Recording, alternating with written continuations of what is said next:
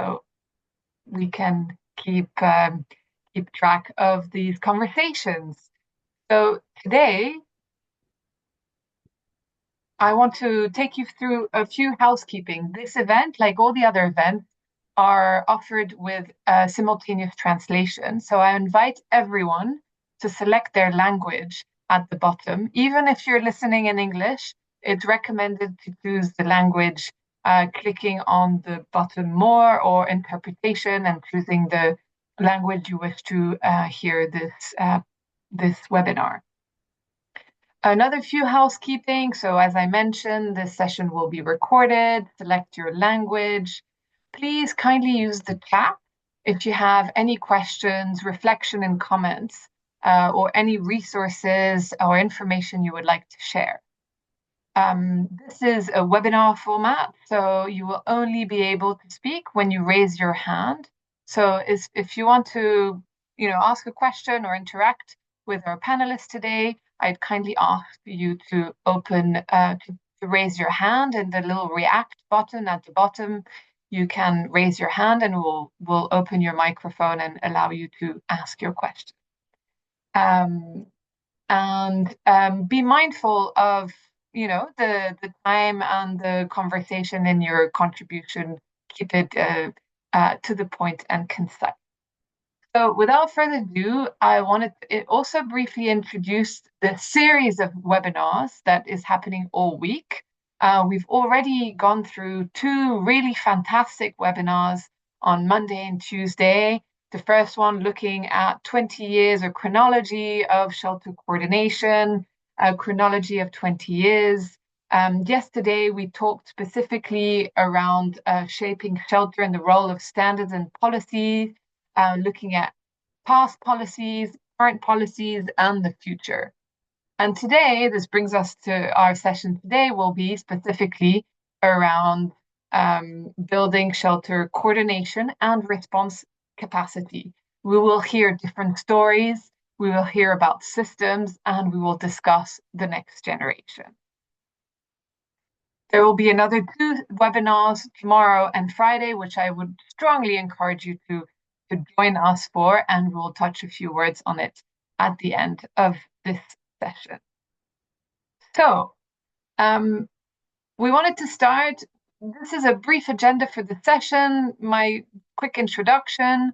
We'll have our dear Tom Bamford, who many of you already know, who has long-standing experience with the shelter cluster ever since it first started 20 years ago in Pakistan, and who's also worked as a cluster coordinator for both UNHCR and IFRC in many different contexts. And he will give us some opening remarks before introducing our panel.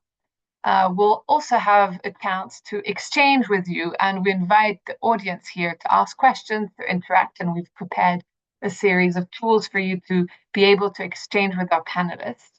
We'll have a second round of discussion looking a little bit at the future of capacity building and strengthening before handing over to Leanne Marshall, who will be closing this event. Again, Leanne is someone a lot of you already know. She also has long-lasting experience with the shelter cluster. She's a member of our strategic advisory group at global level and is here on behalf of the Australian Red Cross.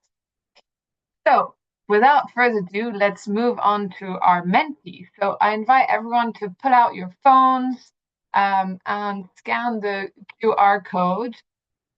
Oh, sorry. We're not at the beginning. There we go. So scan the QR code, and I invite you to go through the first three questions so we get a bit of an idea of who's in the room.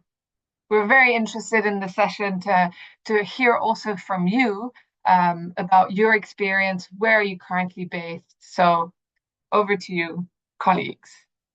Let's see who's in the room. Fantastic. So we've got I see about 60, nearly 70 people online, quite a few people based in Europe, in the Middle East, in Africa, Asia Pacific. Okay. giving you a few more seconds to answer.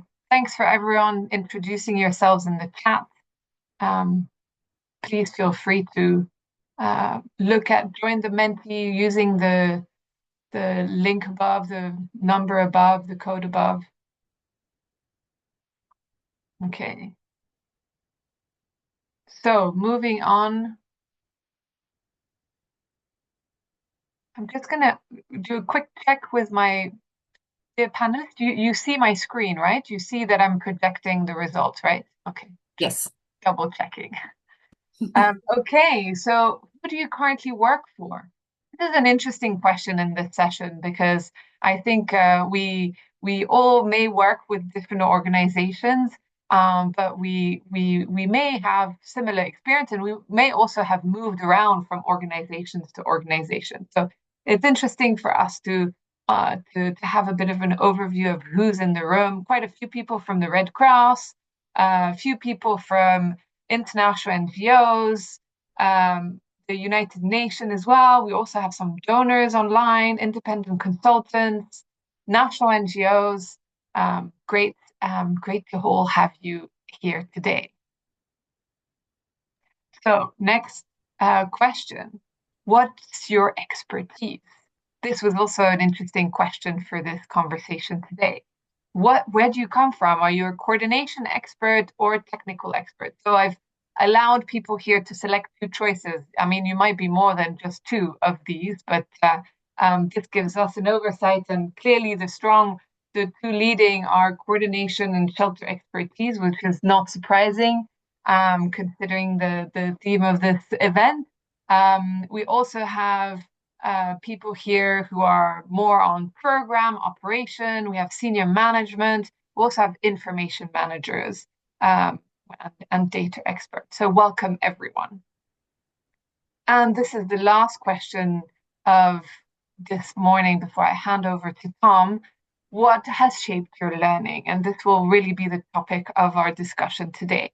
So has it been more on the job learning during responses? It seems that that's the majority of our learning here.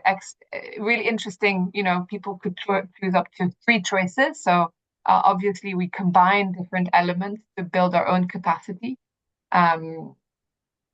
Humanitarian training, mentorship and coaching, academic studies, online course, guidance tools, and handbook. Others, I'm very intrigued of what this other may be. Maybe we'll have a chance later to hear a bit more about what other kind of learning and has shaped people's career.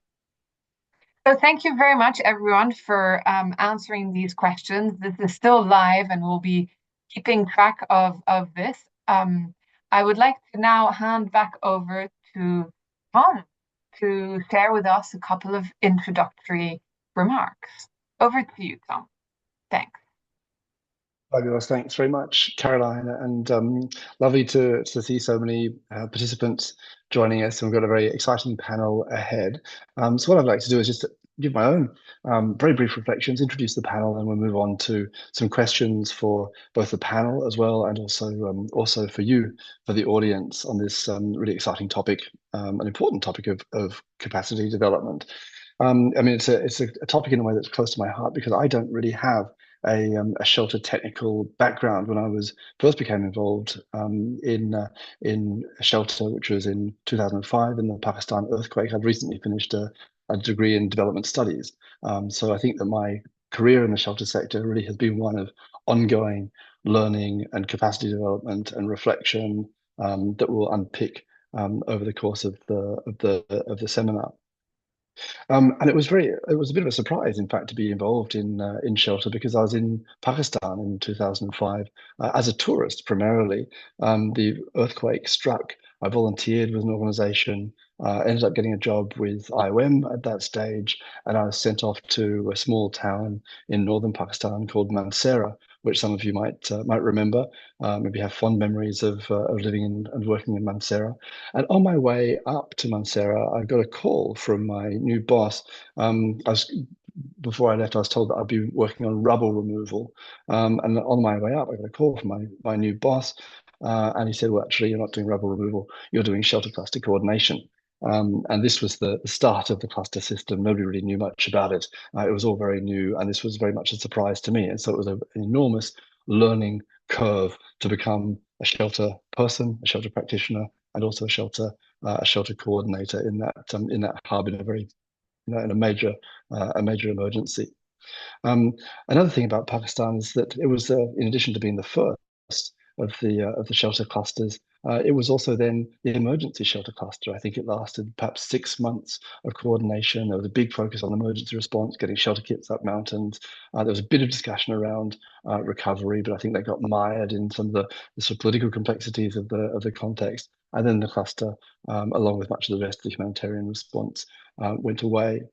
And of course, a lot has changed since then. The cluster has evolved very much in scope and complexity. It's no longer 3 to 6 months for emergency support. It's no longer the emergency shelter cluster. We've got shelter and settlements, now shelter settlement, CCCM, HLP, and so on. The shelter cluster has been active in around 60 countries. So it's extraordinary to think that nearly a third of the countries in the world have had some form of coordinated shelter response over the last 20 years. And also the average length of time of the clusters, if I understand Neil's presentation from the other evening correctly, is around 8 years. So a lot longer than the 3 to 6 months originally intended.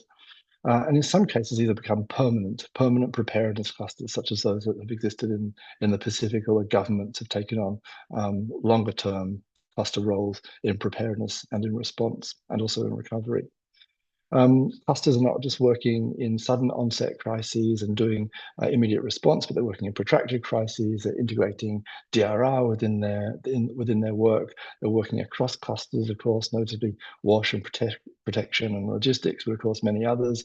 And they're beginning to support recovery and, in fact, longer term recovery and rehabilitation. So in the case of Nepal, where I worked as a cluster coordinator, they've just wrapped up 10 years of the post-cluster Nepal housing recovery, reconstruction and recovery platforms. This is 10 years after the earthquake. And there was this kind of cluster-like mechanism in a way that lasted long into the recovery process, and only just wrapped up 10 years later. And colleagues will talk a bit more about that later. So there have been these enormous changes within the sector over the last 20 years, and how shelter is thought about, and the roles of clusters, the roles of shelter actors.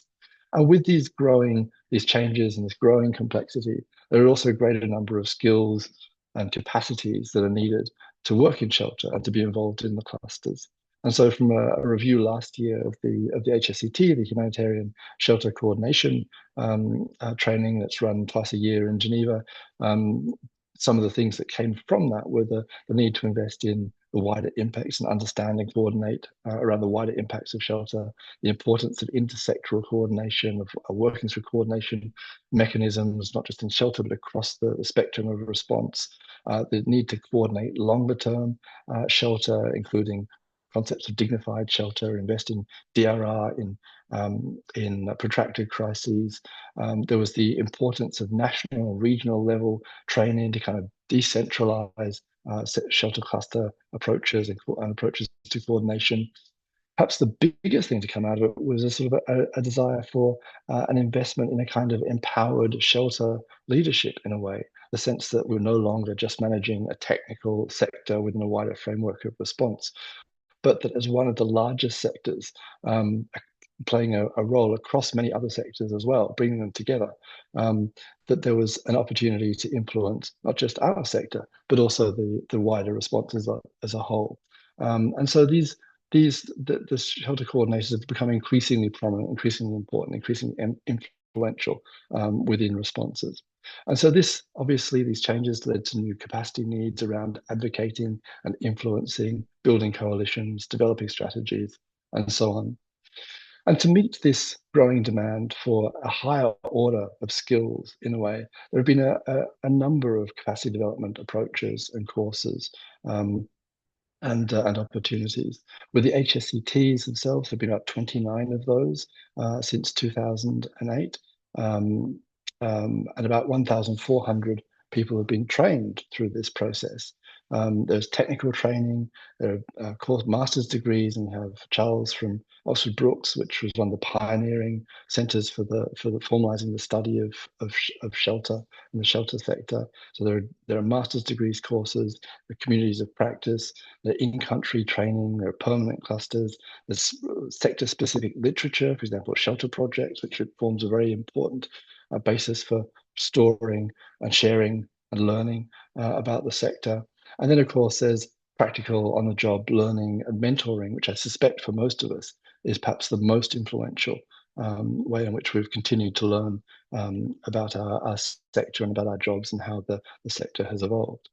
So to discuss some of these questions, we're joined by a very distinguished panel, and it's a great pleasure to introduce them to you now.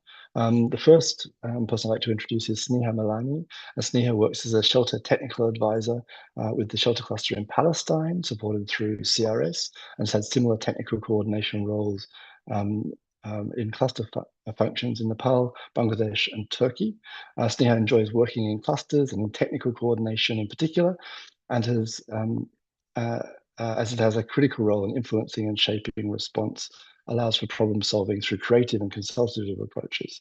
In her role with the Shelter Cluster in Palestine, Sneha co-chairs the technical working group for clusters through CRS, which steers technical strategy for the response, develops tools, technical guidance, IEC materials for the emergency and transitional phases amid a severely constrained context with access and operational challenges. So we very much look forward to hearing from Sneha with those extraordinary, very current experiences. Our next speaker will be Ida Konyasa. Ida is a researcher and at the Humanitarian Advisory Group who is passionate about coordination and curious about discovering a more equitable and locally led humanitarian action. With over 10 years' experience, she brings stories and insights from her first-hand work as a local humanitarian practitioner in Indonesia. In the course of her humanitarian journey, she engaged in the coordination of National Shelter Cluster and the Camp Management Cluster, while at Indonesia's Ministry of Social Affairs. At the Humanitarian Advisory Group, her work includes research on making psychosocial support meaningful for national and local humanitarian workers, research on localizing CCCM cluster coordination, and developing guidance around same space, and different mandates. And she's also written blogs on the humanitarian reset. Our next speaker will be Mina Tapa. Mina is the National Coordinator for the Sindh Housing Recovery and Reconstruction Platform, which supports 2.1 million homes and development of 50,000 settlements across Sindh in Pakistan. I'll leave those figures to sink in for a second. This is an enormous role. Mina is a civil engineer by training with a master's in engineering management and postgraduate credentials from Oxford Brookes.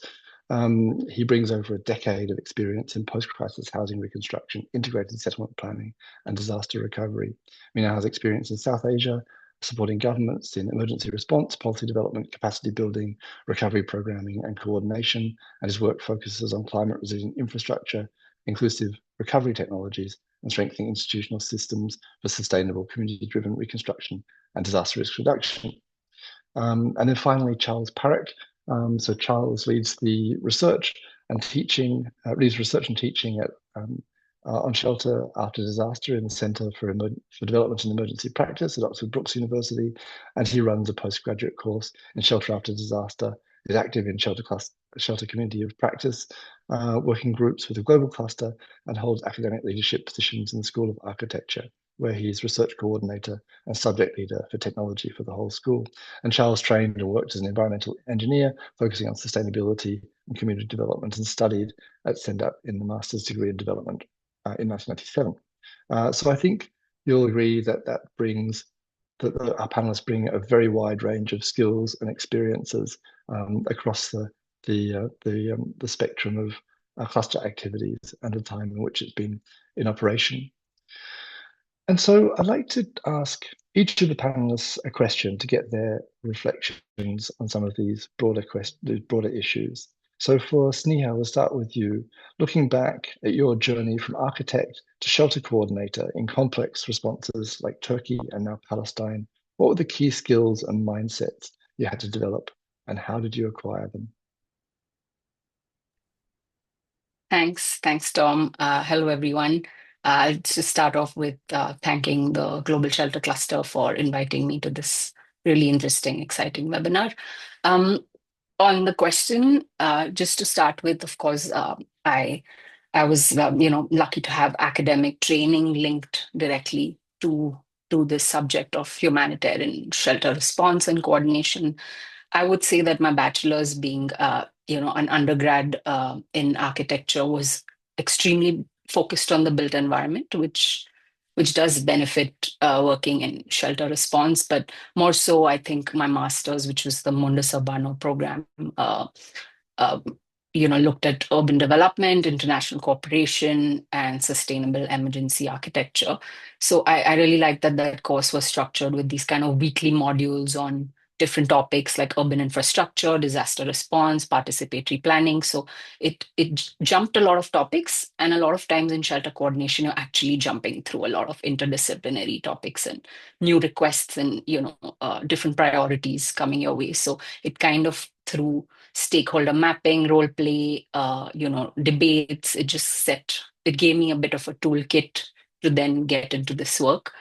Having said that, it was of course really different coming on the job. I think a lot of my learning in Nepal, in Bangladesh, Turkey was through the coordinators and the team that I worked with. In fact, a lot of them are here now, and I'm really grateful for them for all the mentoring and learning I got through them.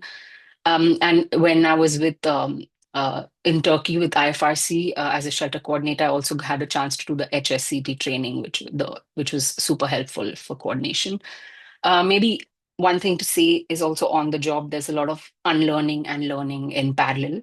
So on the learning front, there is so much that comes from the context that it really takes some time to understand what you need to learn from the context, and most importantly the listening, the communication and collaboration kind of sets the stage for successful coordination and technical coordination. So yeah, you need a broader understanding of the place, the politics, the systems, and I feel like it's also helpful to understand what's the low-hanging fruit as a coordination team, what's perhaps something that comes in the medium term, and then what's in the long term. So what's out of the humanitarian scope, so that you draw your boundaries and you're not overwhelmed, because a lot of times in emergencies it can of course be overwhelming, and you need to make sure like have your priorities kind of always sort of readjusted and refined with your team. And on the unlearning front, just that, we, uh, as an architect who was working in private practice previously, as looking at a few linear ways of working and managing a program, like a private practice, but in complex responses, you need to kind of be proactive and reactive and balance that, so that you have your longer term strategic thinking, but also your immediate emergency response ongoing. Yeah, so that flexibility and how to integrate that into your work is kind of key.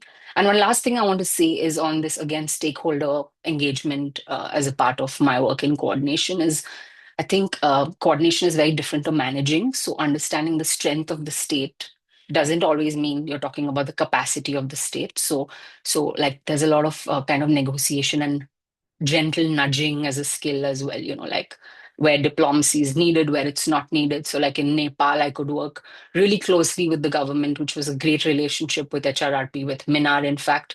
But in Turkey, in Bangladesh, there was so much, and now for Palestine, there's so much about how you frame advocacy through technical work, which has been a great learning on the job. Yeah, thanks.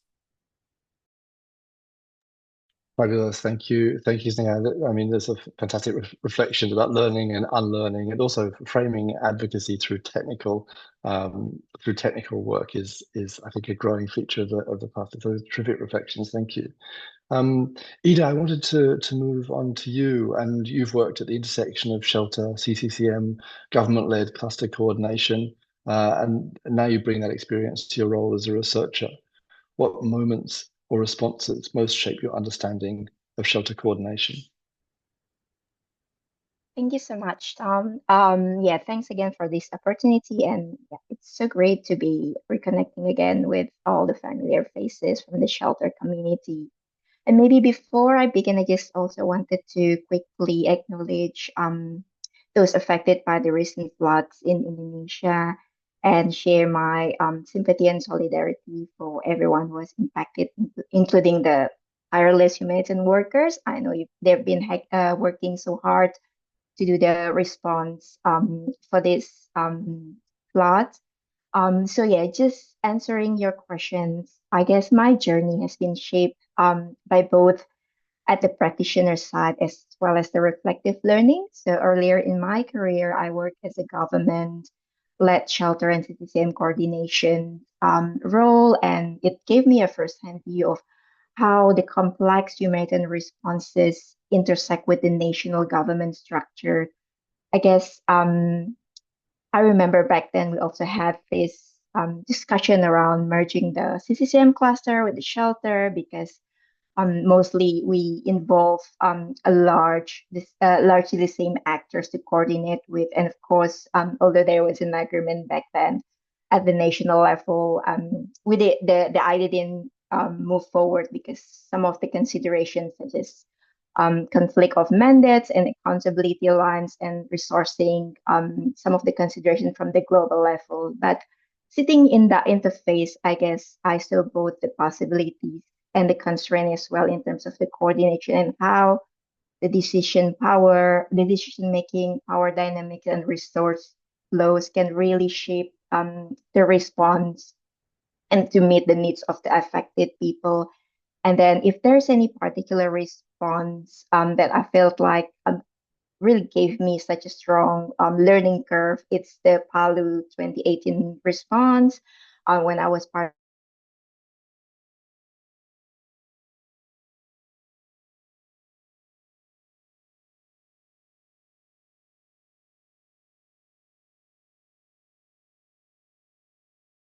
I joined the Global Shelter Coordination Training, which I feel like is really highly.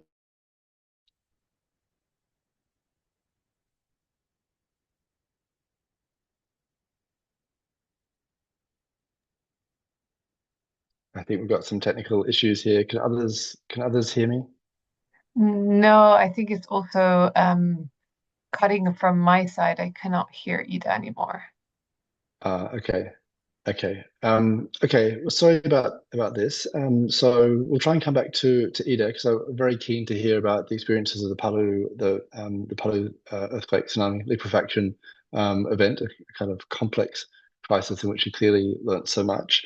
So maybe we'll try and reconnect with Ida, and in the meantime, we can move on to Minar. Minar, you can hear me okay? Yes, Tom, I can hear you well.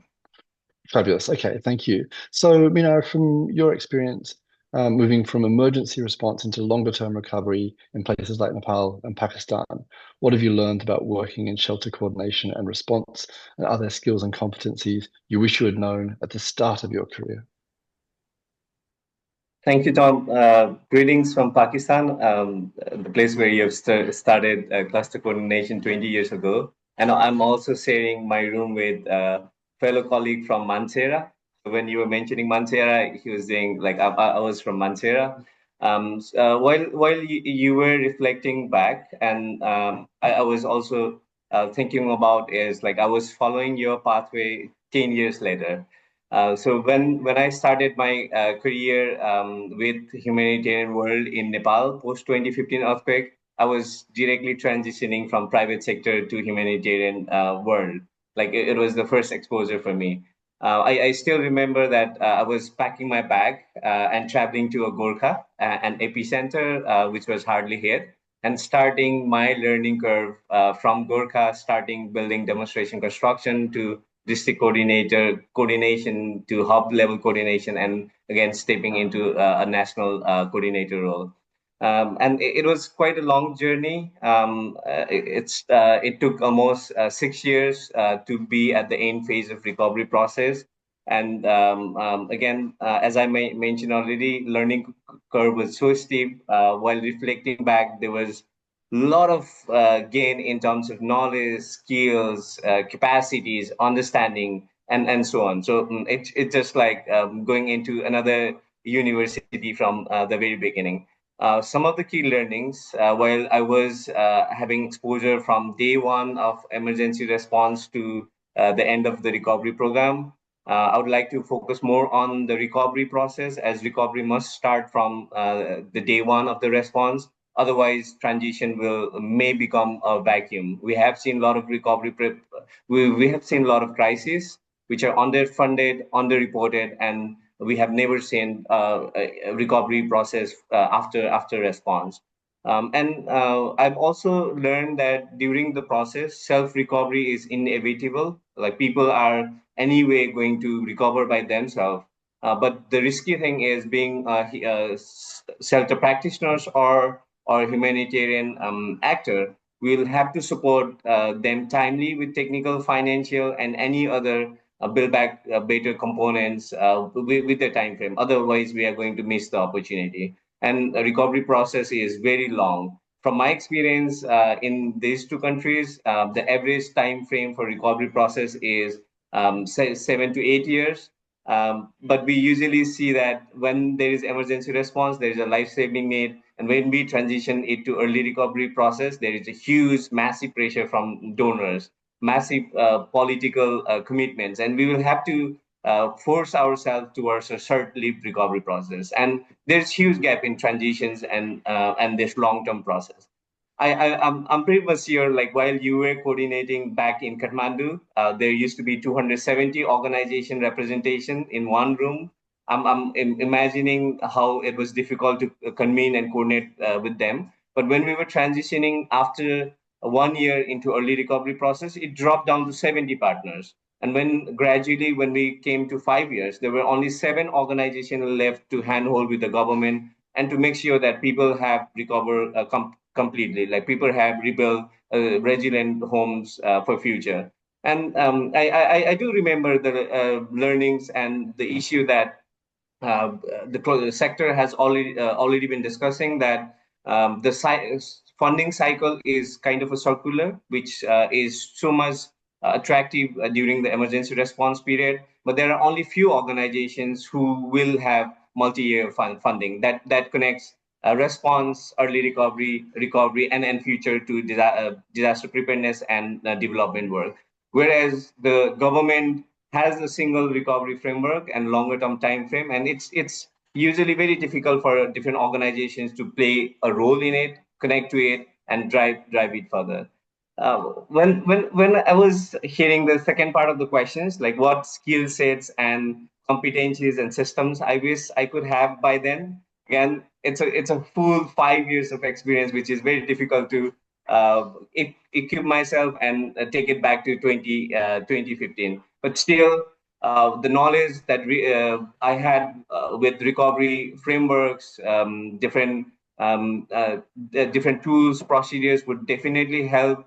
Along with that, I was exposed to different kind of shelter coordination training organized by GS, Global Shelter Cluster. I guess Sneha also mentioned that. But apart from these trainings, there were also some of the platforms like online meetings, webinars, this annual meetings where we were exposed to a lot of different contexts. We were exposed to a lot of different colleagues, and that was kind of a channel to get new ideas, taste new ideas, as well as learn from other contexts. So apart from tool systems and institutional memory, I do also have this experience. Like Nepal was very difficult learning by doing process, while we were setting up similar kind of government-led recovery platform in Pakistan. It was quite easy because there was institutional memory. There were people who had long-term recovery experience, and Pakistan didn't have to start from zero.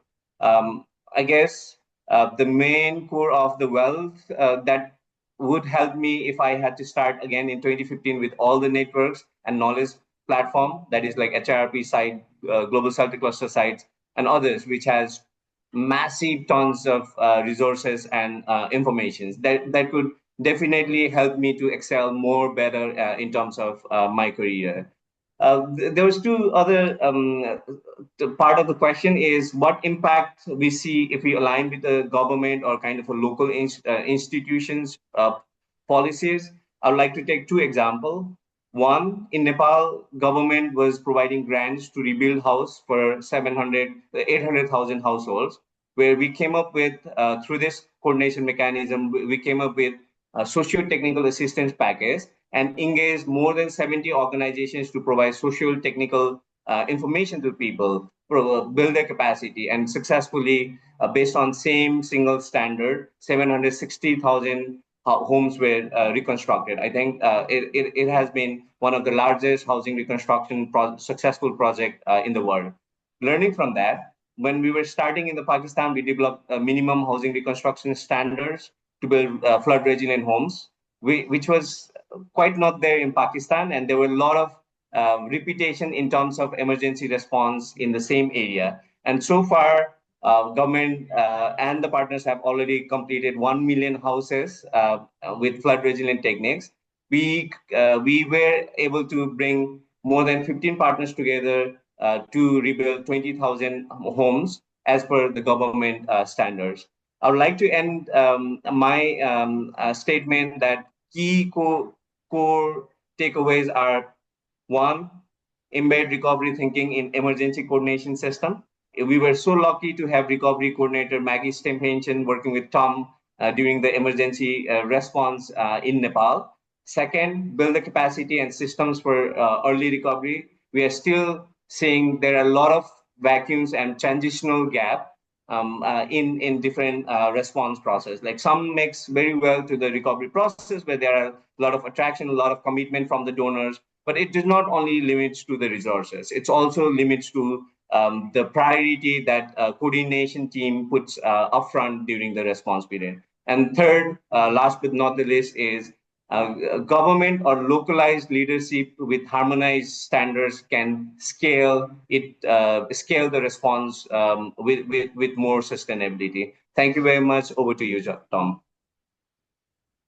Fabulous. Thank you very much. I mean, so much to unpack from those massive experiences. And I think just the figures stick in so much in my mind. I mean, the actually millions of houses that are reconstructed according to disaster resilient principles. I mean, this is an incredible achievements, and I guess require different types of skills and thinking to perhaps the emergency side of things. Ida, I wonder if we can come back to you. Can you hear us? Yes. Super. Yes. Fabulous. So you were talking about your formative experiences in Sulawesi and the Palawan earthquake and liquefaction event. I wonder if you can take up from there. Sure. Thank you so much, and apologize for the loss of internet connection from my end. So yeah, so earlier before the response, I had been fortunate to attend the Global Shelter Coordination training, which really provide me with the practical skills and the frameworks that I could apply in the real time during that the response, and it really strengthens my ability to understand how to operate within a complex environment within my government role, where we have to, back then I think we have to coordinate with so many internal actors, supply in, and multiple coordination structure were set up in place. So yeah, and I guess from that experience, there are two key lessons learned that I learned. First, it was the first time when I saw such a great collaborative approach where the local knowledge, local expertise were valued, and the government system were leveraged as the backbone for to support the locally led decision making. I remember back then we always had this regular and open dialogue between local, national, international actors, which really created space to gradually build such a strong shared ownership of both shelter coordination process as well as the programming itself. And then the second lessons learned is that I realized that shelter is not just about the buildings, it's about the people, especially in the context of Indonesia, where shelter coordination was led under the ministry who focus on people's welfare rather than the infrastructure. And this is really highlights that shelter is fundamentally about creating dignity, safe, and well-being, and recognizing this make it clear that it really required a holistic approach and drawing on multidisciplinary skills and knowledge to provide a quality shelter response. And then these lessons learned, of course, really influence about how I think about the coordination, or I see that this, shelter coordination is not about a logistical management. It's not about counting how many tarps are delivered by an NGO, how many houses were built, but it's about a relational process that relies on trust, negotiation, and mutual respect that needs to be nurtured over time. So as I move further into research role, I guess I carry this insight, and it really influenced my positionality within the research, which really built on the awareness of the challenges faced by local and national actors in navigating the complex systems, and as well as the power imbalance, and then the belief that the role and respectful, equitable partnership really play such a critical role in strengthening local and national coordination structures, and of course, ultimately, to help shaping a better humanitarian outcomes. Fabulous. Thank you, Ida, and thank you for recentering the conversation in a way around shelter as a relational approach. You're getting lots and lots of thumbs up and hearts there, so it clearly resonates with the audience today. So thank you. I'd like to turn now to Charles. So Charles, from your vantage point in academia, how has humanitarian shelter education evolved over the past decade, and how are you trying to teach the skills and competencies required for shelter coordination, I guess wider shelter practice as well? Over to you. Great. Thanks, Tom. And great to see so many of you here. And thank you for the opportunity to be part of this. It's really great to have this event. We could spend a long time. We could spend many hours talking about the issues the panelists have raised so far. And that's, I think, one of the things that I want to talk about is the knowledge that each of these people have gathered in their time in the field, and how important that knowledge is to be able to feed back to people who want to join the sector, to want to be educated, but also to feed back to people who don't necessarily have the chance to have that formal education. I'm talking about, for example, local staff here, and the importance of ongoing education. And this is, of course, one part of that, the webinars that we're having now, and the increasing number of webinars that we're having, which are very, very important learning opportunities for all of us in the sector. So my first point is to make sure that these learnings are captured and disseminated throughout the sector in an organized way. In a way, that's what education is to take the best things that we are learning at the moment and make sure that we communicate those effectively throughout all the people that work with us and all the people who influence the work that we do. I've been working in humanitarian shelter education for the past decade or more, running a course at Oxford Brookes University in shelter as part of the Centre for Development and Emergency Practice. We are located inside an architecture school. So there's lots of interest from architects who want to make a difference to the lives of poor people through good design.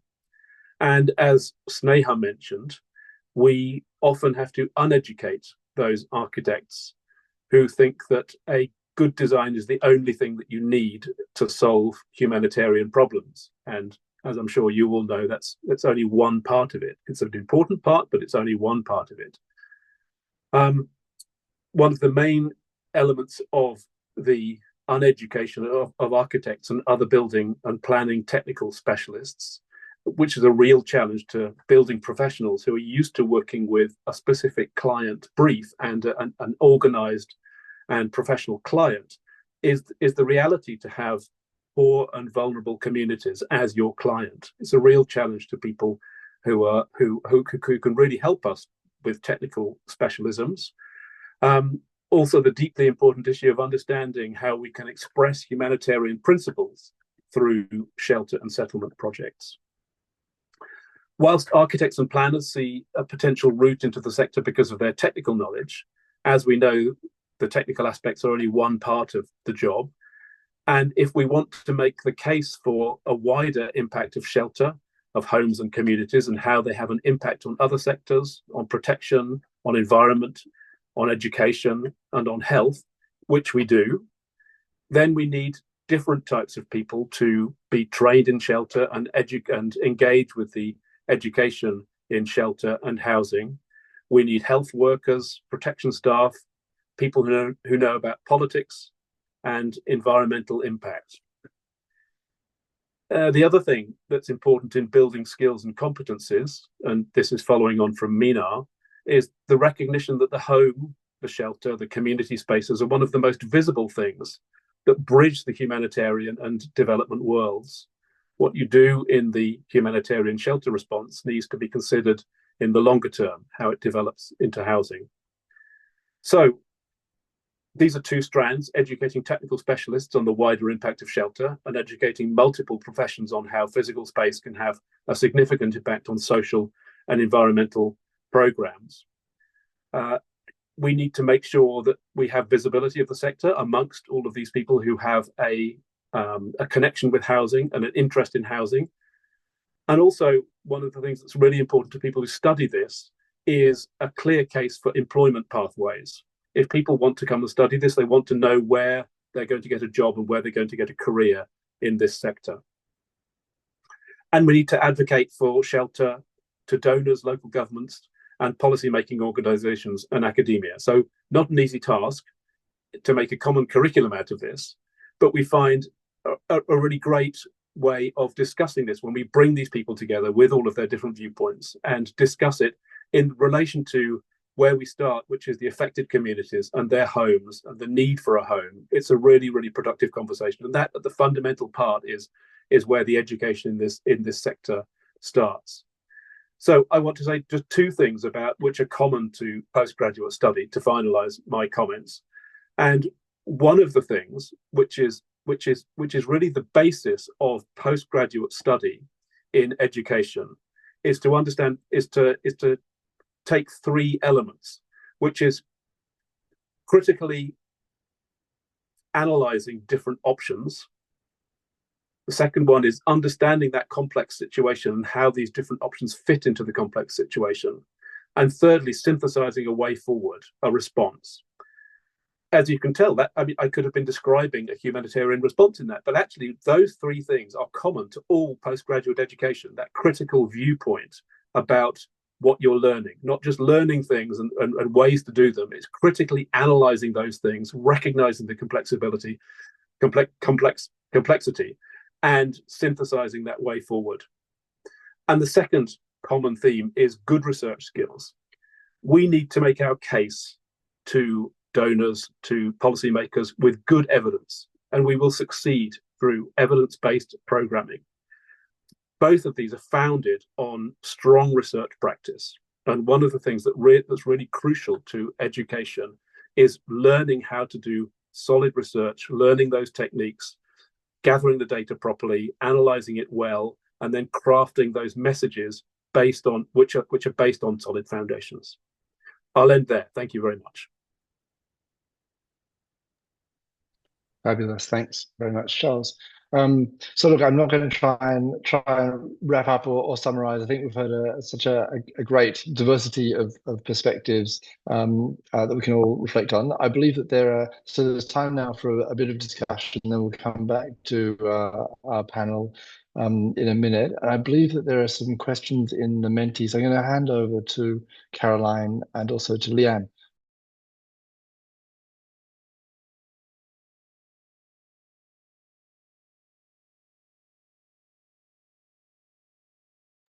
Thank you, Tom.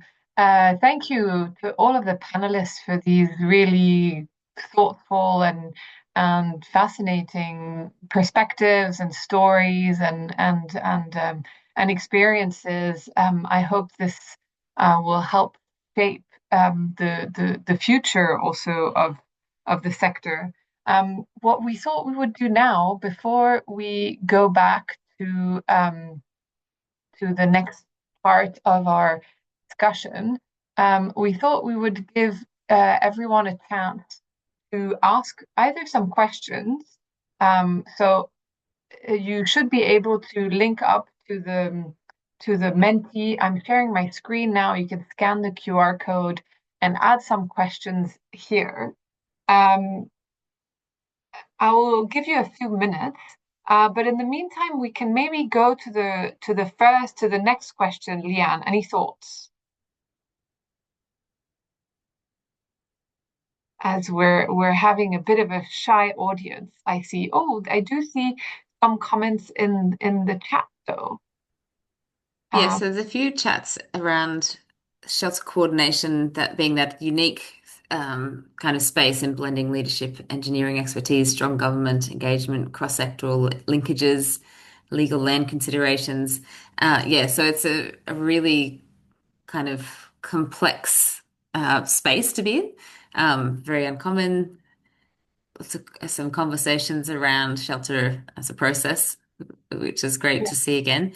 But yeah, just encourage people, if you cannot access the Menti as well, that you can just pop some things in the chat if there's anything that you want to ask or respond to. And also, yeah, please feel free to raise your hand if you want to voice a question or a comment. Yeah, don't hesitate to raise your hand. We'll open the mic for you. But maybe let's move to the first questions, because I see there's a few people who've already provided some really interesting advice. So this was a question to all of you and the audience. I know there's a lot of expertise. I recognize a number of names here. So what advice would you give the next generation who want to step into coordination or shelter role in crisis response? So we have a lot of things here, and maybe let me use this cool function from Menti that kind of groups some of these answers. So we hear there's some like people skills, listening skills, humility. A few people mentioned that as well. Integrity, clarity, experience, new responses. Yeah, I just thought it was interesting to see this grouping, but maybe if we want to go back to the detail, I find it interesting that we don't see anything technical, but it's more around people skills and soft skills and communication skills and awareness. I think this reflects a lot what we've been hearing from our panelists today. Any reflections, Leanne? No, I think that's a really good point that you're making there, Caroline, because I mean, we started off with Tom, and I think that's a very good example. He sort of mentioned that he doesn't have the technical background necessarily, and there's a lot of coordination that is exactly around this. It is around those negotiation, those advocacy, the collaboration, communication skills. I really like some of the things that are in this chat around learning to listen before leading. And it is about trust, not control. There's some really interesting things that are coming up. You're the convener, not the boss. And I think that's a really nice space for us to understand where we are and where we want to go forward, especially as things are changing. Yeah, I also see a comment in the chat from Pablo. Pablo, do you want to speak, or do you want me to read out your question? If you want to sorry. speak, yeah. Happy to speak. Sorry, Charles, to put you on the spot, but you did bring up the importance of evidence. I've just noticed lately evidence doesn't really matter to many, and evidence is what the politicians wants to say the truth is. So truth is no longer evidence. Truth is what politics determines the truth is. How can we navigate that? Is there a way we can change that? Any thoughts from Charles or anyone else?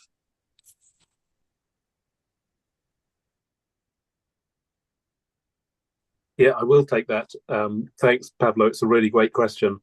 And I agree with you to a certain extent, but I think there is still a really important place for evidence. And if we keep producing the good evidence and keep making sure that when we advocate for policies to be implemented by politicians, that we keep making sure that we recognize and and it's our responsibility to make sure that those are on good evidence. I think it's a case of being positive and making sure that we are in this for a long enough time that there are politicians who will take that forward. I hope this current political situation doesn't last, and that there will be a place for a more reasoned debate. And I hope that continues. And I think we have to have the persistence to be able to continue to be there, and to be given to take the opportunity when there is a different political climate happening.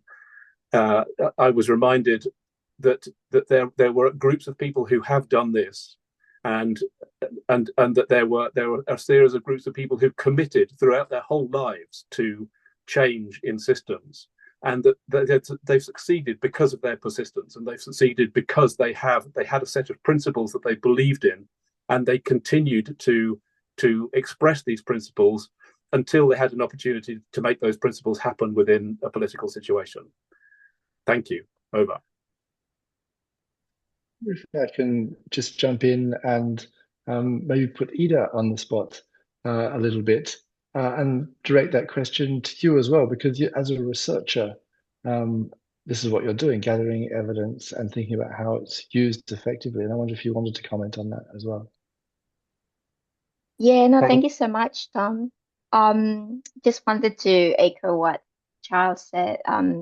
I completely agree that I think it's about how we can consistently communicating the evidence and using it to as a strategy, and really need to like put it into the right people at the right time, through the right channel as well. So I guess this is where the role of the research is really critical. So by providing continuously generating those evidence, and then hopefully it can influence how the decisions, how the policy has been made. And then I think we've seen some progress now around some changing in the system, transforming, and then there's a lot of also good intention as well in terms of how, for example, like local and international organizations looking at their partnership, they are more intentional, looking at longer term partnerships. So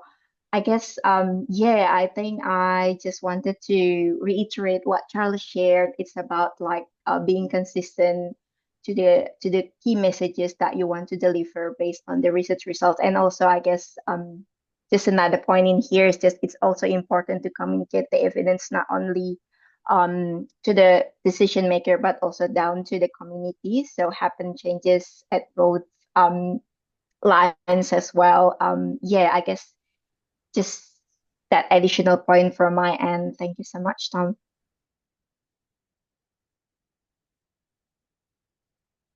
Thank you. I see people are starting to post some comments in the chat.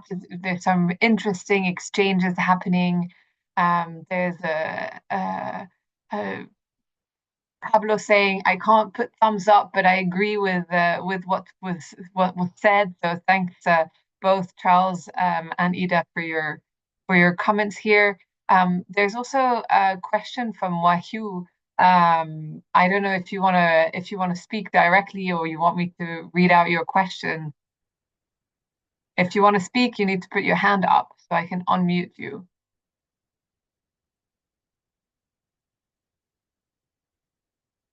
Okay, maybe let's read the question. What strategic approach should the agency adopt to ensure dedicated funding for shelter cluster coordination is effective, integrated into disaster response planning? That's a million-dollar question.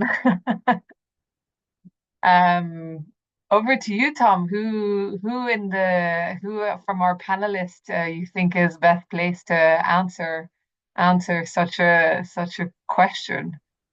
Well, maybe we can ask for some volunteers. I feel a bit guilty about putting people on the spot, but maybe I don't know. Maybe Sneha or Mina. Maybe we could direct that. Mina was very question successfully bringing the Pakistan government to fund, so maybe both. Yeah.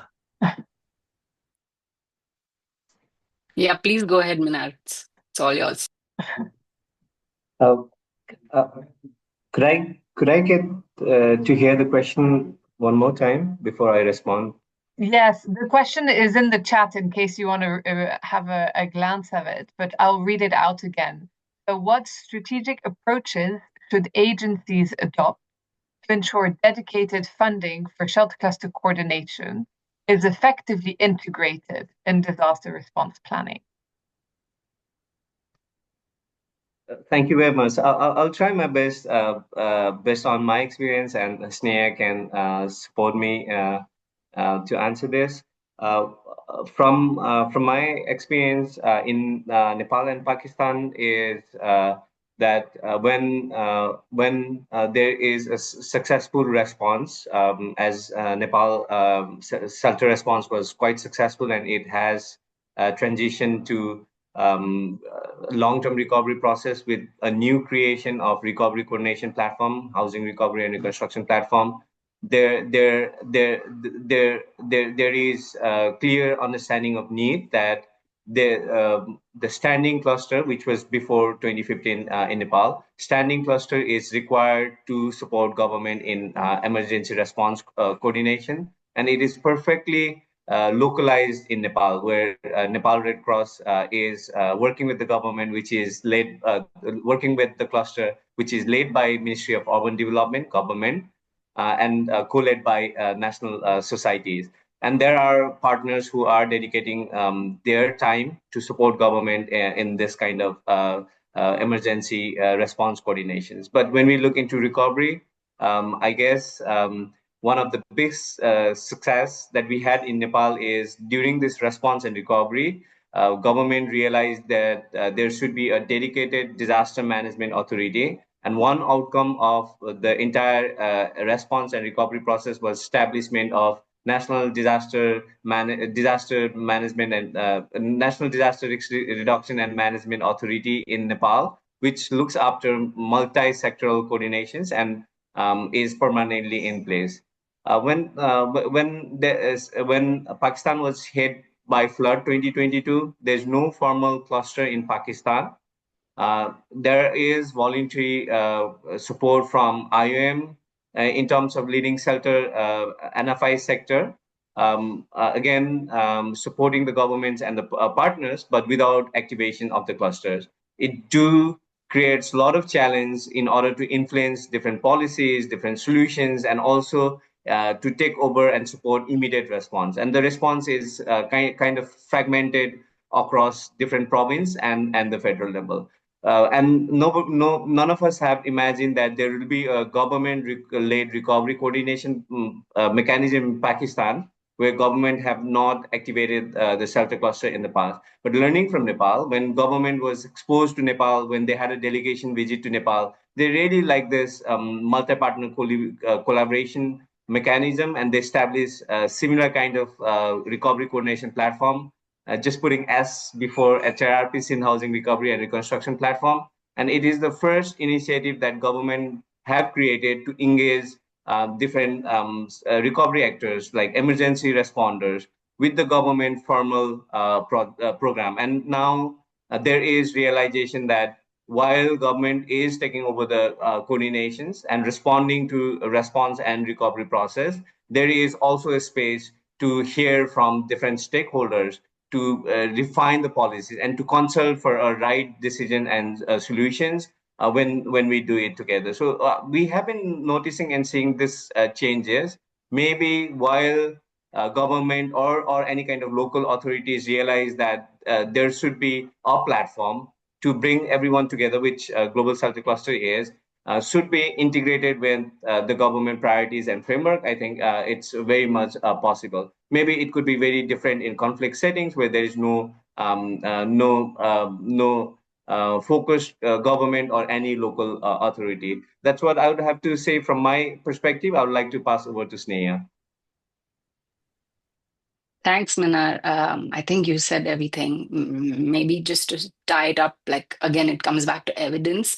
It's great that, the Nepal example could could really make the case for the Pakistan example, and then these two can continue to kind of snowball to, have more influence. So it comes back to evidence and influence. And maybe actually I feel I'm better placed to answer the previous question on evidence. I find in my position as in technical coordination, I find evidence and how that is communicated and created to be most interesting. And I feel like evidence is like planting a seed, because like in Gaza's context in 2014, post the previous escalation, there were some transitional shelters done using community-led approaches, and there were a ton of prefab shelters that were, planted on sites there. So it's about kind of using evidence from pilots from more than 10 years ago to now influence the strategy for the ongoing response. Back to you, Tom. Fabulous. Thank you, Sneha and Ida and Charles. I mean, there's a great responses to these questions. Just a quick question to Caroline. Should we continue on, or would you like any final thoughts from you or Leanne? I think there's a bunch of comments in the chat. Thank you so much for these comments. I'm not sure we'll have the time to take all of them, but please continue sharing. This will really enrich the conversation and the conversation moving forward. If you want to make any comments and speak, you're obviously invited to raise your hand so that we can open your mic and you can ask a question directly. So maybe we give the chance to anyone who wants to voice one of their questions to our panelists, and then if we don't get any raised hands, then we go back to the panelists, if that's okay with everyone. So you need to raise your hand.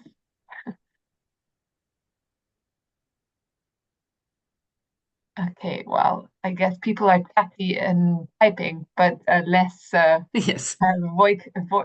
vocally. Maybe back over to you, Tom, for the second part of this conversation with our panelists. Clearly, there's lots of thoughts and experience to share. So back over to you. Stop sharing. Fabulous. Yeah, thank you. So there is actually a question in the chat here from Mohammed Bashain, and I think it's a really good one that leads onto our next section in a way. So maybe we can kind of answer that or respond to that in passing. And the question is around learning on the job, and this is such an important element of how we learn and how do we structure this into how we do shelter and into our organizations, into our programs. I think rather than responding to that directly, we'll go on to the questions we have for the panel, because they address this question really of what are the ways in which they've learned in their own career and continue to do so. And so, Sneha, maybe I can start with you around what advice would you give to the next generation of technical practitioners who want to step into coordination roles in the crises where you're currently working in Gaza and the West Bank, and what should they start learning and practicing now to be ready for this? Thanks, Tom. I think the question asked does link to some of the points I'd like to raise. Like, I did have, as I said, the opportunity to have some kind of training that led me to the cluster. Also, although that was still by chance the way it happened for me, because there aren't many such courses. We hear of the few that we hear internationally, and I'm from India, and I can say that I am seeing that positively. There are a number of specialized courses coming up on disaster, and also with some specific modules on shelter. So the interest and the channels for it are coming up, perhaps regionally in at least my region, but it would be really interesting to do this kind of mapping to understand how we can support localization with more sort of access for people, even like maybe to I'll just give an example. Like my master's no longer has the scholarship that it had, which enabled me to take it up at the time that I did. In fact, I think my master's program closed this year, the Mundus Urbano one. So it went on for a good long run, but yeah, it's good to kind of check what kind of access people have from different parts of the region to support more localization in this kind of capacity building. And for me, I'll maybe say that for the next generation. I think when you look at coordination, again, coming back to the fact that there is a lot of consensus building one can do with the different NGOs and steer the direction. So when you're talking about steering and consensus building, I think, again, it links back to so many things that were really nicely answered through the mentee, right? On listening, on convening, we are facilitators, and really that humility component and the ability to unlearn and learn plays a big role coming into it. And I do agree that I think the technical background helps me, but for sure, there are a lot of other aspects that have helped me more. But I don't see technical background being mandatory to get into this kind of work. But having access to it again through trainings is always a value add to be able to also, kind of feed into the technical parts of the discussions along with the coordination discussions and do that facilitation in a more rounded way. It helps. I think in this sector, I feel like how to read data and like having some kind of research and writing skills, though a lot of the writing I see in the future is a little scary for me that AI is doing it for many, like in many areas of work now, but still there is a critical component, like of being critical of coming back to your humanitarian principles always, and then bringing that into your writing, which AI really it feeds. I don't know what's feeding it, so we need to be careful also on how we use that. But yeah, just like qualitative, quantitative data analysis, visualization, I think those pieces are important to strengthen even for myself as I say that. And I know the Global Shelter Cluster had some pieces of training on that, so actually it would be great to look at how that can be used for practitioners and for those looking to come into this area of work. I think the mentoring channels that I've had, again, coming back to that, have been incredible. I'm super lucky on that front. And I would like to highlight that I see there are more platforms coming up. Like we have WhatsApp groups for the sector. And I think the Awesome Shelter Women one has particularly been a very inspiring one for me. So having some peer channels for those looking to come into the sector would definitely be a good way. So just to summarize, like, um, you know, having that relationship building and engaging partners, making it interesting. So kind of really looking at how to be more creative as we do that, like with more drawings, flip charts, Miro boards, to just making things more alive, especially when we work remotely. So learning how to be a good facilitator, building relationships, having technical knowledge and reaching out, talking to people could be a good way. And I see this talking to people being even more important now because sadly it's gotten more challenging now to break into this sector, which already has, does have, like, it is challenging to really find a door in. It took me several internships after my master's to find a way, like in a coordination role that I really enjoyed. So reaching out and supporting each other, uh, supporting localization. Yeah, to sum it up. Over to you. Wonderful. Thank you, Sneha. And I think that leads us nicely to the next question for Ida. And Ida, I wonder if you want to reflect on what Sneha has been saying, but also particularly from your experience, both as a researcher and also as a cluster coordinator with a national government in the context of Indonesia. Thanks, Tom. Yeah, I think you have already touched some of the points around critical skills on strategic relationship building, facilitations, and partnerships building. Maybe just wanted to add as well. I guess it's important to have the ability and the skill to mobilize and channel the resources through the available existing systems. Just to maybe just to want to echo what most of the discussion heading around the shrinking of the funding at the moment within the humanitarian. I think this is where the resource mobilization skill really critical to see what are the available funding source. And then I guess the other important point is about beside the what is also the how.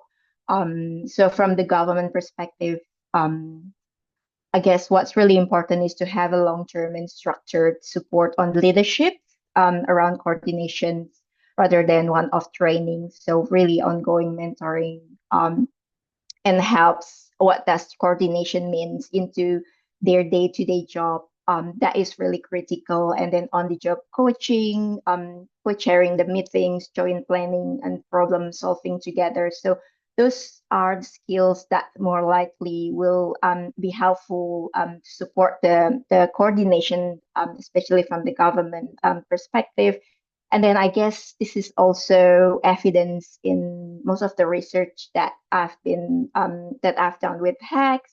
So the findings show that first, the locally led initiative will thrive with a strong and consistent support from the government leaderships. So this is one of the core elements to support that. And then it also underlines why leadership skills really matter. And then the second is about mutual capacity exchange is a key for local and national actors. So they like local national actors, they need to learn about all those technicals or tools and resources, but at the same time, I guess the international actors also need to deepen their understanding about local political, social, and system dynamics in the context where the cluster coordination operates. And then the third one is really invest in the long-term relationship, the social and political system literacy, and this is where having a local and national staff is really critical to navigate this and to allow and enables a context sensitive decision making as well as strengthen the existing institution rather than creating a parallel structure which sometimes could undermine the established coordination mechanism. Thank you, Tom.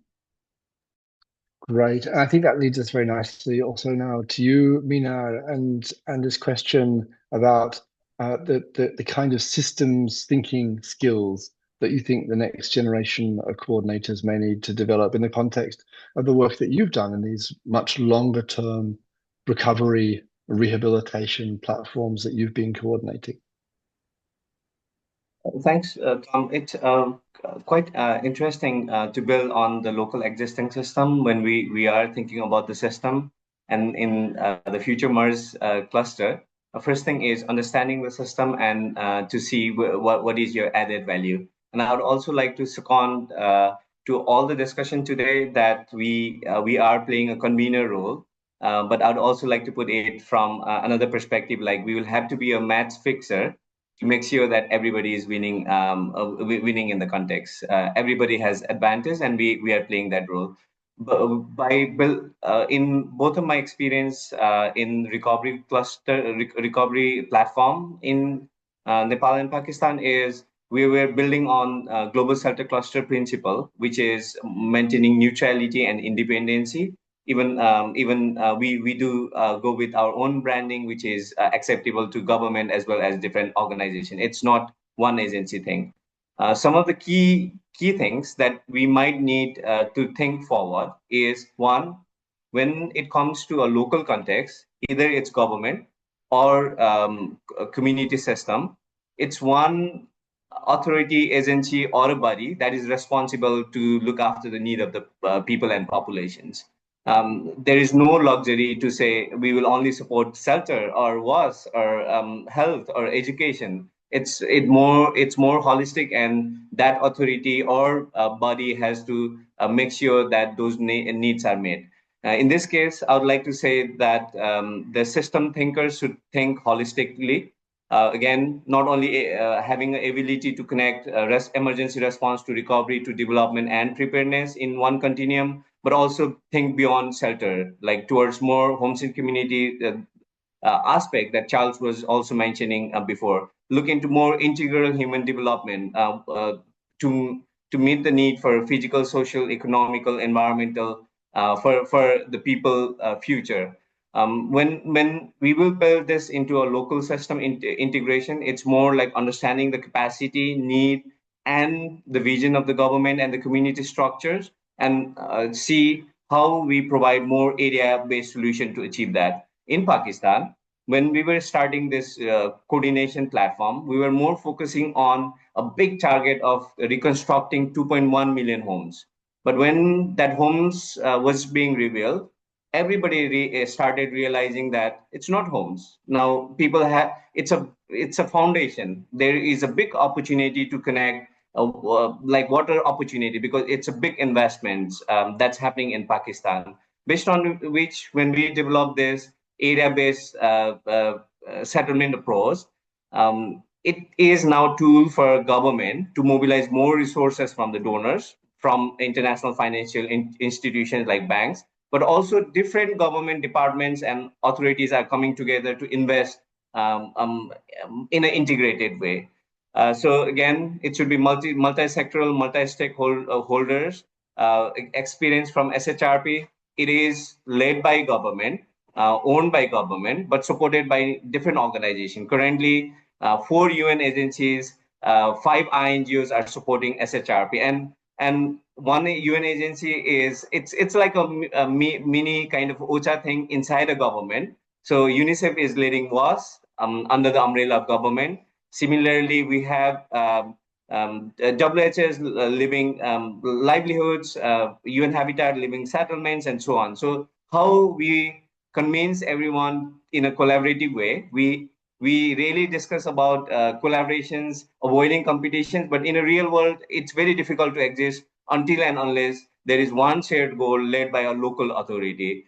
Again, when we think about the system, we must have financial institutional literacy and experience about the banking system, government resource mobilization strategy, investment planning trends, which are quite different than our joint response plan, which are quite long-term and complex. In today's world, technology and innovation has been kind of a key competence required for supporting coordination, data systems, evidence that our colleagues were mentioning, and also scaling solutions. So I would like to end saying that from response to recovery, and when we have humanitarian reset situation in new future, we must have this kind of experience able to contribute to local authorities and bring everyone together, avoiding competitions, collaborating for one framework, one goal, and to contribute for longer vision, that is to serve the communities in most different sectors, different angles they need. Thank you very much, Tom. Over to you. Fabulous, thank you. And so I think the final question of our panel goes to Charles, and that is, from all that you've heard from the other panelists, how do we ensure that people are able to continue to learn, that there is an ongoing learning journey as people go through their careers and also in the context of very rapid change in the sector? Thanks, Tom. And just a couple of things that came across in the comments on the Menti, that it's important to map alliances, which is very important to education, and that you are a convener, which stuck with me, which was really interesting, and to take that into education somehow. And then, of course, Mohammed Bashane's comment about most people learn on the job, and what does that challenge us? How does that challenge us in terms of organizing an education for people who are learning on the job? So one of the good things about universities is that they last for quite a long time, and they're very good at organizing knowledge. Not all universities are great, because a lot of academics just want to talk about what they want to talk about. My approach and our approach at university, and the ones that I think are relevant to the humanitarian sector, come with a humility and to say that they want to listen to what the humanitarians have to say, because you guys know the context, you guys know, you have the experience. And I think what university's best job is to be able to make partnerships and collaborate and use the opportunities of harnessing and organizing and disseminating knowledge that I think we do well. And of course, we do that at Oxford Brookes with the IFSC coordination and technical courses, and I think that works well. But one of the things that is really important is to build capacity of national staff, the people who do learn on the job. And I think that's one thing that I would suggest is a really important priority, to be able to have a viewpoint on how we do that, how we structure an education for people who are working in the shelter sector. There are a lot of resources out there, but how do we organize and focus those resources? I'd like to just finish with 3 things. So one of those things is the importance of national staff, and I think it's really important that we try to harness some support and some resources for making sure that national staff can access opportunities coming to Europe, for example, taking master's courses. That takes money, and I think that I would put that high on the list of priorities for education. The second thing that Ida mentioned, and I'd like to support that, is mentoring. Mentoring really works. And so that's one of the things that we could do, is implement a mentoring program for our staff. And then the third thing is how to continue to learn. We all are in a situation where we need to be learning. Different contexts come up, different ideas come up, the situation changes, and we have to respond to that. And most professions have what's called continuing professional development. And that's what I think one of the things that we should consider is how to continue to learn, how to organize that continuation of learning for all of us. Thank you. Fabulous. Thanks, Charles. So I think it's really time to wrap up, but I just wanted to say an enormous thank you to our panel. Thank you for coming along. Thank you for sharing your wonderful insights into the work that you do. Thank you too for the extraordinary work that you do in very different contexts, in acute crisis response, in much longer term recovery and research and treatment and education. I think these are in many respects the foundations of the cluster, and we've all very much enjoyed hearing from you today, and wish you all best in your ongoing work. So thank you very much. And Leanne, over to you. Thank you so much, Tom. And thanks to all of the fantastic panelists. It's been fantastic to hear from all of your experience. And I also want to thank everyone who's joined us today. We still have a lot of participants still on this call, and we want to thank you for contributing to such a rich discussion. Obviously, we're enjoying having this discussion as part of celebrating the 20 years of the shelter cluster, and exploring how we build that capacity for the next generation. Because I think from what we've heard today, it really is like, I guess, an acknowledgement of that coordination and response doesn't happen without strong systems and skilled people behind them. So I'm going to very quickly go through two of the other questions that we had in our Mentimeter, and really appreciate your responses on this. One was around thinking about that system change and the future of the merge cluster. What kind of systems thinkers do we need in the next generation? And we're trying to group these, not to go into huge detail, but really have highlighted collaboration, adaptability. Yes, having technical skills, absolutely still there, and communication as part of that as well. And so making sure that we're including all of that within the conversation. We can probably just go to the next one, Caroline, thanks.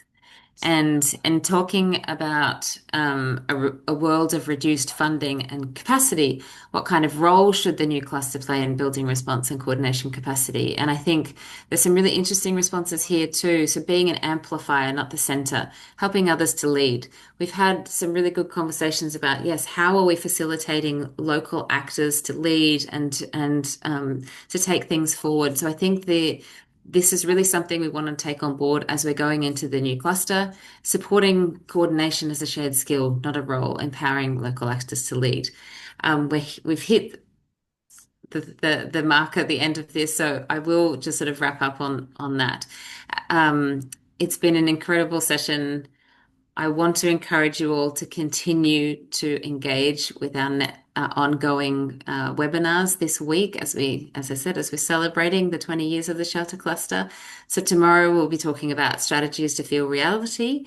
And then, of course, on Friday, there'll be a wrap up, really starting to dig into shaping the new humanitarian cluster. So in those sessions, we'll be talking more about what we've learned and what comes next. I'm sorry that I've had to be very quick in this wrap up, but I think I've been really impressed with all of the things that we've heard today. And thanks all for your comments within the chat. And thank you for joining us. Keep engaging. Thank you. Thank you, everyone. Congratulations. And we'll see many of you tomorrow for the next session. Bye. Thank you, everyone. Bye-bye. Thanks, everyone. Bye. Lovely to see everybody. See you later. Bye-bye.